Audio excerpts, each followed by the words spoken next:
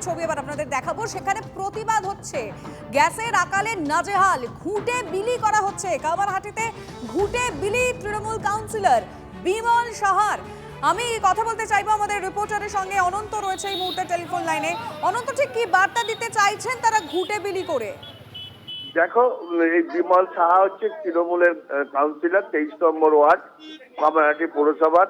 তার বার্তা একটাই, যেভাবে গ্যাসের ক্রাইসিস হচ্ছে, মানুষ যেভাবে লাইনে দাঁড়িয়ে থাকতে হচ্ছে, নোটবন্দি থেকে আরম্ভ করে গ্যাসের সমস্যা, সেই নিয়ে মানুষকে এবং এসআইআর যে মানুষকে যেভাবে লাইনে দাঁড়িয়ে হয়রানি হতে হচ্ছে, সেই প্রতিবাদ জানাতেই ঘুঁটে বিলি করছে যারা গ্যাসের লাইনে দাঁড়িয়ে আছে তাদেরকে।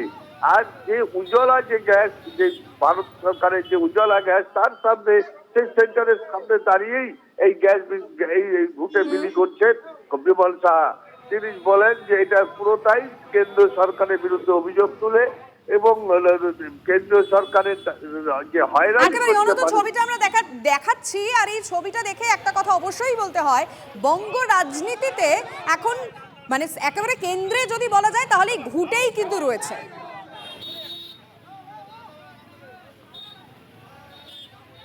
অমিল রান্নার গ্যাস, মিড ডে মিল রাঁধতে তাই কাঠের জালি ভরসা।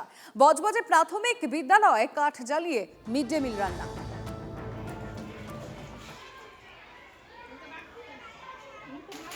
গ্যাসে আমি আগে কাঠে রান্না করতাম, এখন আমাদের গ্যাস দিয়েছিল। অতএব গ্যাস আমাদের দুটো সিলিন্ডার, একটা শেষ হয়ে গেছে, অতএব একটা একটুখানি সামান্য রয়েছে, গ্যাস নেই বলে তার জন্য আমাকে কাঠে রান্না করতে হচ্ছে। আমরা ডেলি আমরা 80-85টা করে বাচ্চার রান্না। আর আমরা গ্যাস পাচ্ছি না। আমি 20-22 দিন বাদে যদি গ্যাস আসে, আমরা বাচ্চাদের কী করে খাওয়াবো বলুন? আপনারা কি বুক করেছেন গ্যাস? আমাদের বুক করেছিল, গ্যাস ওনারা ওরম বলেছে পাওয়া যাবে না, এখন এরকম দেরি হবে। এই মুহূর্তে অন্যান্য গুরুত্বপূর্ণ খবরে নজর রাখতে চাইবো। ঋতুকালীন ছুটি নিয়ে ইঙ্গিতপূর্ণ পর্যবেক্ষণ সুপ্রিম কোর্টের। ঋতুকালীন ছুটি বাধ্যতামূলক হলে কাজ পাবেন না মহিলারা। ঋতুকালীন ছুটি বাধ্যতামূলক করার আর্জি মামলায় পর্যবেক্ষণ। জনস্বার্থ মামলা খারিজ করে দিল সর্বোচ্চ আদালত। ঋতুকালীন ছুটি বাধ্যতামূলক হলে অপব্যবহার হতে পারে, আশঙ্কা প্রকাশ প্রধান বিচারপতির বেঞ্চের। ঋতুকালীন ছুটি নিয়ে যে মামলা করা হয়েছিল, অবশ্যই আপনাদেরকে সেই বিষয়টা জানিয়ে রাখতে চাইবো, যেখানে মেয়েদেরকে ঋতুকালীন সময় ছুটির জন্য আবেদন করা হয়েছিল, সেখানে ছুটি দেওয়া হয় যাতে সেই বিষয়টাকে অগ্রাধিকার দেওয়া হয়, এই বিষয়ে কিন্তু এই মামলা হয়েছিল। আর সেই বিষয়ে আপনাদের এই মুহূর্তে জানিয়ে রাখবো যে অত্যন্ত গুরুত্বপূর্ণ খবর পাওয়া যাচ্ছে।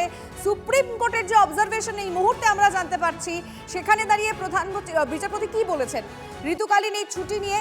তিনি বলছেন যে ঋতুকালীন ছুটি যদি বাধ্যতামূলক হয় তাহলে অনেক মহিলারা কাজ পাবেন না।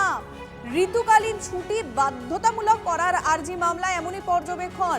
জনস্বার্থ মামলা দায়ের করা হয়েছিল এবং সেই মামলা খারিজ করে দিল সর্বোচ্চ আদালত। কি বলা হলো সর্বোচ্চ আদালতের তরফে, জ্যোতির্ময় কর্মকার জানাবেন। জ্যোতির্ময়, দেখো, এই মেনস্ট্রুয়াল লিভ নিয়ে একটি আবেদন করা হয়। বলা হয় যে মাসের এই সময়গুলি মহিলাদের সমস্যা হয়, সেই কারণে তাদের ছুটি দেওয়া হোক। একাধিক বেসরকারি অফিস এই ধরনের ছুটি দেশের বিভিন্ন প্রান্তে এবং এমনকি বিদেশেও দেয়। কিন্তু এক্ষেত্রে সুপ্রিম কোর্টের অবজারভেশন যে এই বিষয়টিকে অজুহাত করে আগামী দিনে চাকরির ক্ষেত্রে সমস্যায় পড়তে হতে পারে মেয়েদের। তাদের ক্ষেত্রে তাদের এমন সমস্যার সম্মুখীন হতে পারে তারা, যেখানে তাদেরকে চাকরির জায়গায় বলা হতে পারে যে বেশি ছুটির কারণে তাদেরকে কাজের সুযোগ থেকে তাদের বঞ্চিত করা হতে পারে। স্বাভাবিকভাবেই মেয়েদের স্বার্থের কথা মাথায় রেখে, বিশেষত তাদের পেশাগত স্বার্থের কথা মাথায় রেখেই এক্ষেত্রে কোনো রকম নির্দেশ দিতে অস্বীকার করেছে সুপ্রিম কোর্ট। ধন্যবাদ জ্যোতির্ময়।